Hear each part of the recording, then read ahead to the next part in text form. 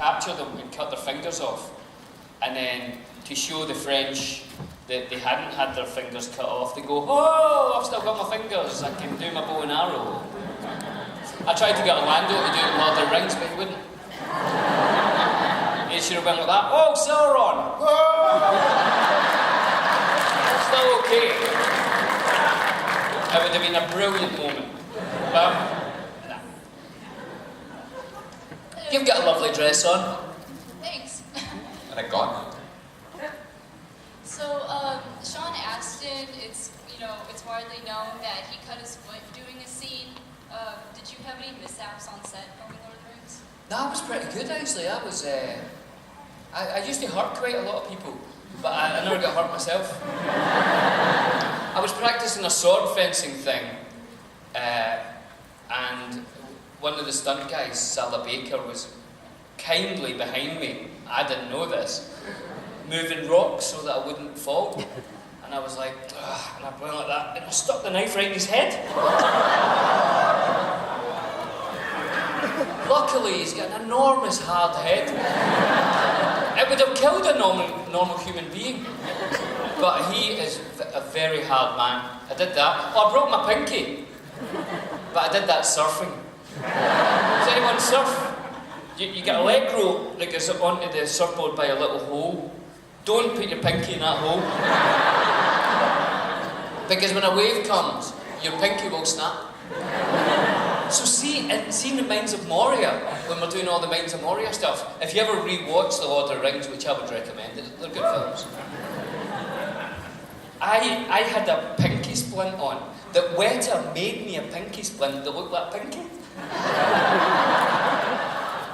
That's amazing. I went to the doctors and they said, "You've got to wear this splint." And I went to Weta and I said, "Here, don't tell Pete Jackson, but I broke my pinky." No worries, we'll make you a pinky. I'll slip it on. But if you notice in the Mines of Moria, I've always got my right hand in my cloak. If you ever watch it again, I'm like that. And if you ever see my pinky when I've got my sword, it's like that. It's like I'm a fancy Englishman. You're just looking off like the Sauron in another way. I've still got my pinky. Thank you. Thank you. Have a great day. There's 5 minutes left. Oh yeah, we have 5 minutes. Just to let you know. Otherwise, there's a woman up there whose costume is a blue t-shirt holding up a thing with 5 minutes.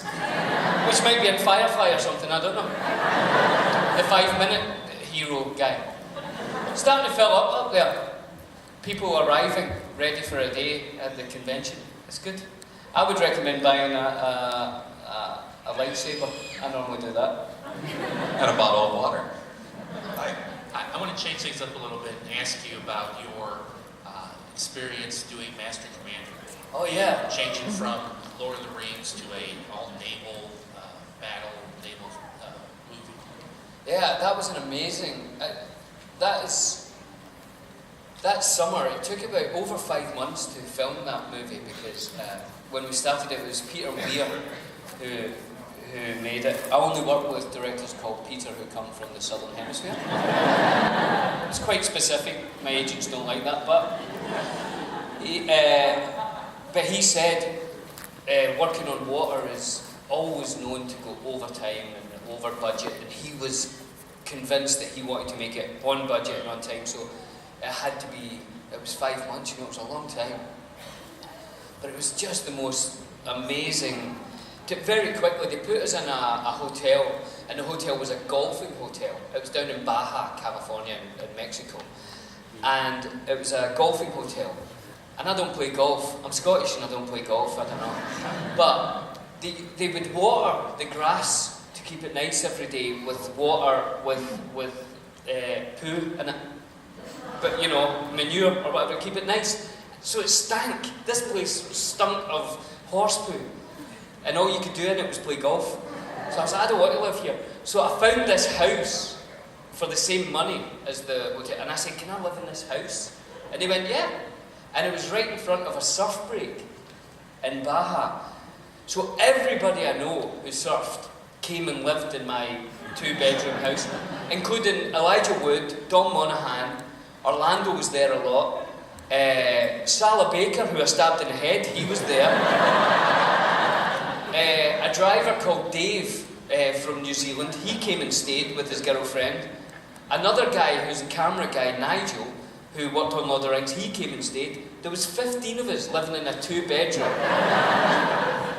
And I was the only one working.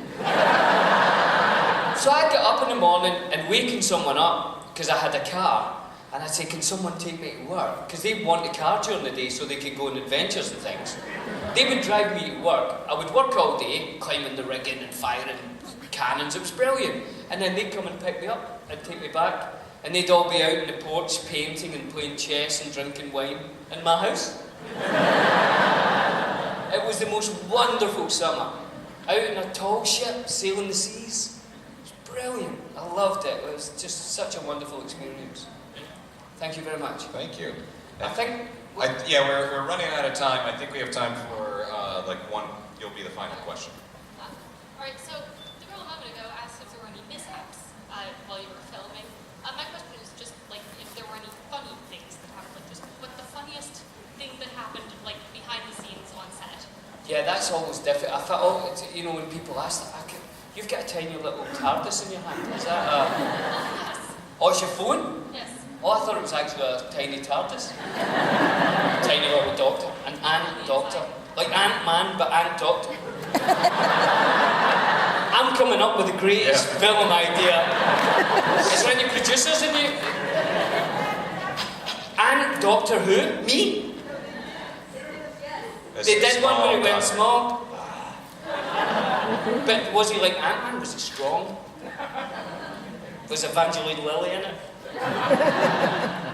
Still a good idea then.